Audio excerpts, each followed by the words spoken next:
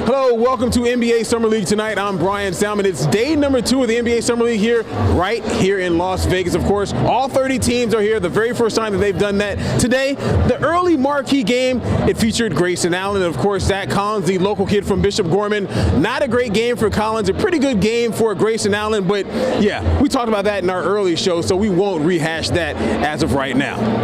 Time now to bring in Justin Emerson, sports reporter at the RJ. And, of course, the marquee game was not the Lakers taking on the Sixers. It was the number 1 pick taking on the number 2 pick, Marvin Bagley and DeAndre Ayton. I thought it was a very entertaining game to watch. The fans definitely got their money's worth. It was packed in there. What did you think of the game? Oh, man, it was so much fun. The atmosphere was incredible. I mean, the lower bowl was entirely full. People were cheering the whole time.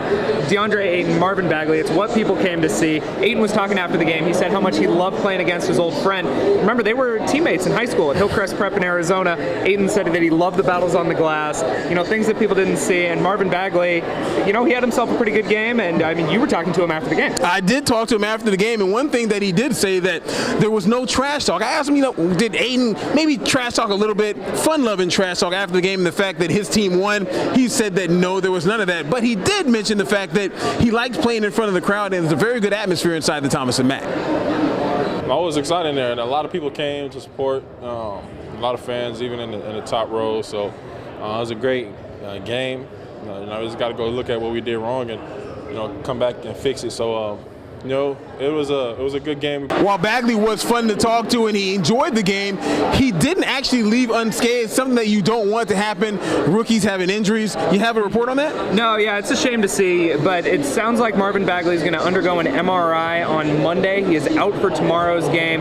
Doubtful for Tuesday. It sounds like it's his right hip flexor groin area that's given him a little bit of trouble, and he said after the game that he wasn't quite feeling 100%. It was just a tweak on the last play. That last dunk I had, I came down and pushed off, but nothing serious. I'll be fine, and it's just going back on getting on defense is when I kind of felt something, but nothing too serious at all. While Bagley and Ayton kind of stole the show as a marquee game, Trae Young, he's a fan favorite. He got a chance to play tonight. He did not win his game, but he looked halfway decent out there, right? Yeah, I mean, the shooting was kind of a concern coming out of the draft. I mean, he's going to get points, kind of inefficient today, but one thing that really impressed me was his playmaking ability. He had 11 assists. He had a beautiful drop-back pass that led to a dunk.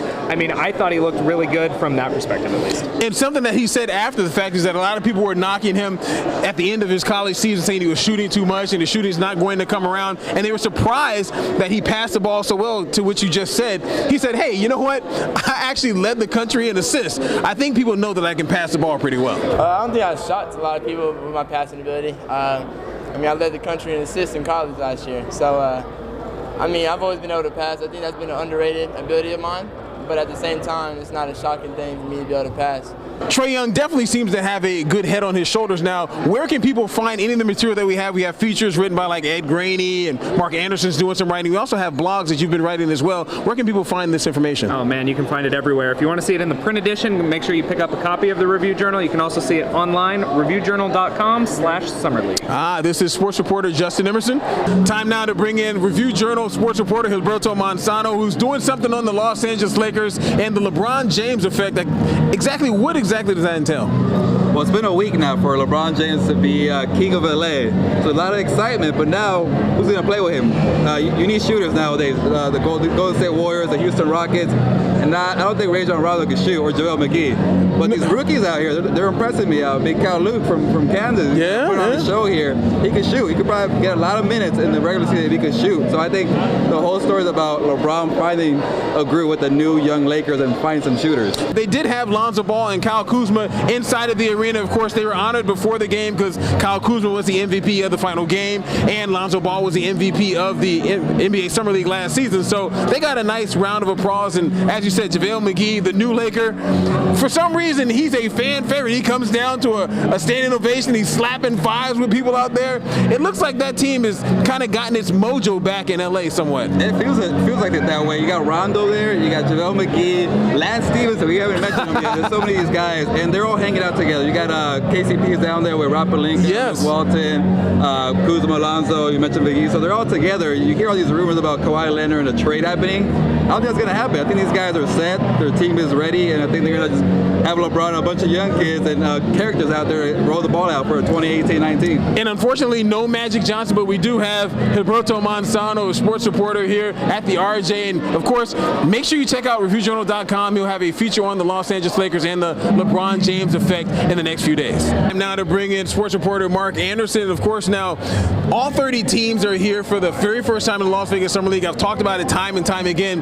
This has to be something that Warren Legary, who started the whole Las Vegas Summer League, could not quite possibly imagine when he first started it off, huh? No, and he's the kind of guy, if you talk to him, dreams big, but I can't imagine that he would ever dream this big, But give him and Albert Hall, one of the co-founders, credit, because they always viewed Summer League as bigger than getting a bunch of scouts and coaches together to evaluate young talent. They thought it could be something that fans might be interested in. And probably when they started in 2004, it was kind of a crazy idea because, you're talking about, mostly guys who may probably never see the NBA, but it's worked. It absolutely has worked. You have ESPN here, you have NBA TV here, you have the Las Vegas Review-Journal here as well, and you have a lot of fans that come. They can come and watch games in the Cox Pavilion, in the Thomas and Mack. They're not hurting for making money over here, are they? No, they're not doing that. And it's not just them. I mean, the city's really benefiting too. The economic impact last year was about $57 million, which was a huge jump just from the year before, which I was on 34, I believe. You would think it'd be even higher this year with all the teams here. More fan bases willing to come out. So it'll be interesting to see what the numbers are. But yeah, I mean, it's been great for the city. It's been great for this event.